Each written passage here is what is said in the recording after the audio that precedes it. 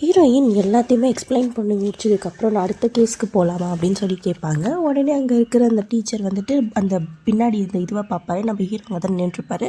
இந்த பொண்ணை பற்றி கண்டுபிடிங்க அப்படின்னு சொல்லிட்டு நம்ம ஹீரோ வந்து சொல்லி அனுப்பிடுவார். நம்ம ஹீரோயினை செலக்ட் பண்ணிட்டாங்க போல இருக்குது. ஸோ இங்கே வெளியில் வந்து காசிப் போயிட்டுருக்கு. இவர் வந்து சொல்லிகிட்ருக்காரு, அந்த கேசஸ் 2 பேருமே டெஸ்ட்டுக்கு எடுத்தவங்க அன்சால்வ்டு கேசஸ்ஸு.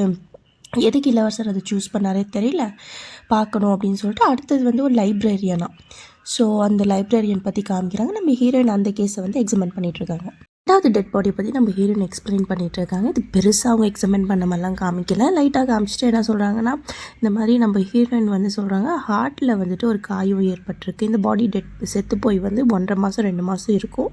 ஸோ ஹார்ட்டில் வந்துட்டு ஷார்ப்பான பொருள் வச்சு குத்திருக்காங்க அப்படின்னு சொல்லிட்டு அந்த ஷேப்லாம் டிஃபைன் பண்ணுறாங்க. ஒன்று அங்கே இருக்கிறவர் எதுக்காக அந்த பொருளை மட்டும் யூஸ் பண்ணி கொலை பண்ணியிருக்கணும், அவர் செத்து இருக்கணும் அப்படின்னு சொல்லி கேட்கும்போது ஹீரோயின் எனக்கு தெரியாதுங்க அப்படின்வாங்க. ஒன்று அங்கே இருக்கிறவர் ஷேப்பு கொண்டு கணிக்கிறேன், அப்போ அதை கணிக்க மாட்டேன் போது, நான் கணிக்கலையா, நான் எக்ஸாமின் பண்ணதான் தான் சொல்லிட்டு இருக்கேன் அப்படின்னு சொல்லிட்டு நம்ம ஹீரோயின் சொல்லுவாங்க. நம்ம ஹீரோயின் சொல்லிட்டு இருக்காங்க, ஒரு நல்ல அட்டாப்சி பண்ணுறோடைய வேலை என்ன அப்படின்னா அவங்களுக்கு வந்து ஐம்புலங்களையும் யூஸ் பண்ணுறது தான் அப்படின்னு சொல்லிட்டு இருக்கும்போது நம்ம ஹீரோ வந்துட்டு இது வந்து ஒரு லா போல இருக்குது, அதை படிச்சுக்கிற மாதிரி அவர் காமிச்சிட்டு இருப்பாங்க. அடுத்து என்னாச்சு, அதை